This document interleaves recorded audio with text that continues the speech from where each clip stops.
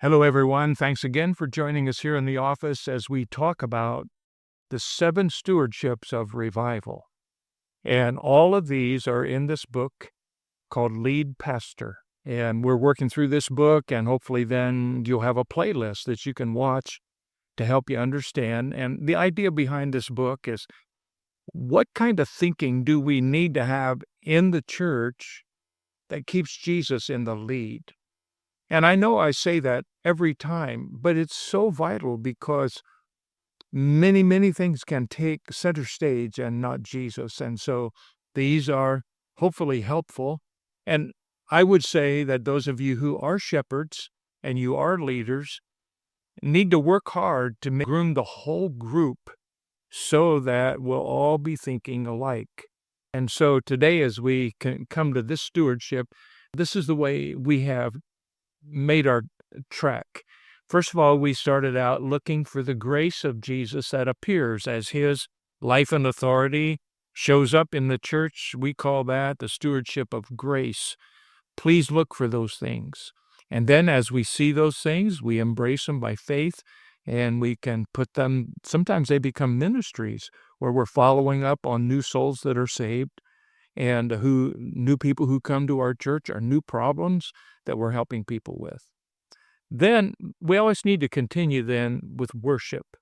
And there we talked about keeping Jesus as our first love. That's a big deal, that we keep Jesus as our first love. And then the fourth stewardship was warfare, and we just finished that because warfare is going to come. Satan doesn't like healthy churches. And so he does everything that he can to pick us apart. And boy, there has to be a lot of discernment between what is Satan's attacks and what is the Father's purging. And so it takes a lot of wisdom during that warfare time. And so there's a number of ways in which God is working with us at that point. So far we've had 4: grace, faith, worship, warfare. Now we're going to do something extremely positive, and that is make disciples. You know, Jesus gave us this awesome command. All authority is given unto me in heaven and earth, he said. While you are going, make disciples, baptizing them in the name of the Father and the Son and the Holy Spirit, and teaching them to observe all things whatsoever I have commanded you. I don't think any of us would be excited about a new baby that God gave us and then just bring him or her home and put him on a doorstep. No, we'd take him in the house. We would feed him. We would care for them. And so it is with God's new converts. Make disciples. And also the operative verse that we're going to be using today is 2 Timothy 2:2. It's my favorite mode of operation. It goes like this. And the things that thou hast heard of me among many witnesses, the same commit thou to faithful men who shall be able to teach others also. Of course, we can include ladies in that. But what we're doing here is that the things that we're learning, we commit to the faithful who will be able to teach others also. You know what? I didn't know. I've told you this before. I didn't know these things when I started out in ministry years ago. And so I was just running around like a one-man band, trying to keep up with everybody and make things happen.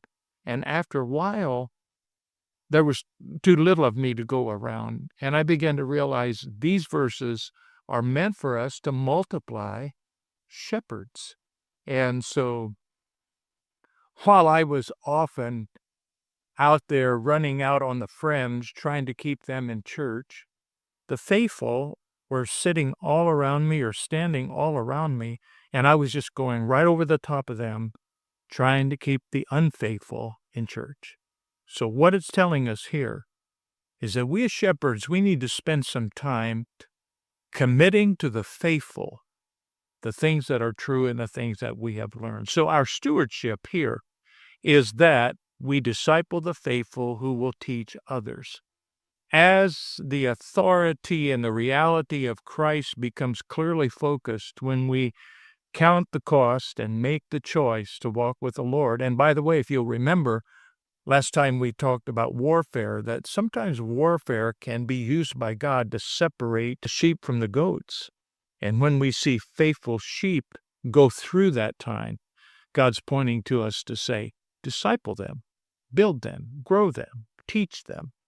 And so, nevertheless, our stewardship in this particular time is to disciple the faithful who will teach others also. It's big. Now, I had a friend say to me not too long ago, he said, your stewardships, they just sound formulaic. Oh, my friend, if you've heard me and you've listened to these things and maybe you think that way, Joe's just formulaic.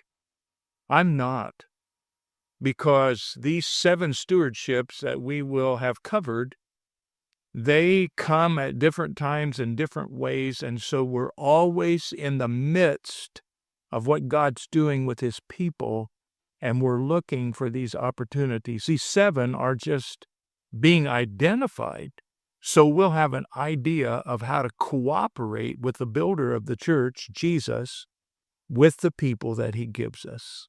So just keep that in mind. This is not meant by me or us in our ministry to be a formula, but these are true dynamics that do happen in a group. I have watched it for decades, and so we just put it together for you to be mindful of them and then use them as you see fit. And I like to say this to groups, and I think it's true. And I didn't know this at the beginning either, but watch my hands. As our ministries grow in number, we need to grow in shepherds. And I have found that when we do that, when we're mindful of that, because let's say you have 200 in church, how are you going to shepherd all those people? How are you going to disciple them? What will you have in place so that each one can be nurtured and continue to grow, even into old age? And so I began to think, okay, as God allows us to add and we grow in numbers, we need to multiply shepherds. And so in my personal ministry, the main focus that I had, along with preaching, was to work on building shepherds. And this is not in Scripture. I'm just giving you an idea. I tried to have one influential shepherd, whether male or female, for every 20 people. In other words, I wanted to make sure that every 20 people had a shepherd of influence. And so we worked on that. And Lord allowed us to keep up with it as well. And it really, really helped. And so, discipleship's not cookie cutter. In other words, you just can't run people through a system, because they start in different places, they had different bents, and they like different things, they develop in different ways. And so you need shepherds who are going to take somebody on and work with them. Sunday, just this last Sunday in church, I was able to be back in our home church, and in the place where I normally sat. I got out of my seat and I was kind of heading toward the door, and there was this young man that came down the aisle. And because I'm in and out with our ministry, I came by. I didn't know him, so I put my arm around him and I said, I don't think I know you, and I don't think I met you. And so he introduced himself, and then I said, hey, how would you like to get a cup of coffee and read the Bible together, or just talk a little bit? I'd like to get to know you. And he brightened up and said he would like to do that. And so as an older pastor in a congregation, seeing people that I don't know, I'm not the lead pastor here, but seeing people that I don't know, reaching out to them and just watching out for their welfare is a dynamic that we need to develop in our local church. So I promise you that if you'll multiply your faithful, you will multiply your ministry. And you know what I like to say? If we are faithful to multiply, I find that God does add, because he knows that if he sends somebody our way, that we're going to take care of them. Okay? I just want to give you a couple ideas here in this session, and that is, don't forget that the older can teach the younger. Along in our ministry, one time I took a church that was much older, and I think the median age was 55 and up. And so a lot of people were giving up on the church because it was just full of gray hairs and so forth. And so I said, all right, how are we going to multiply disciples here? And you know what we began to do? We began to have seminars for grandpas and grandmas. And we began to have outings to interact with them. They hadn't had any discipleship training. They were kind of just there going through the motions. And so as I began to do that, it was amazing. So I began to show them how they could minister to their children. By the way, that particular church in the past had built a beautiful edifice, a building. It was a great building. And they sacrificed for it. But they lost their children in the process. Really true. And so I said, okay, we got to regain the family here. And so I began to teach grandpas and grandmas how to minister to their children and their grandchildren. It worked.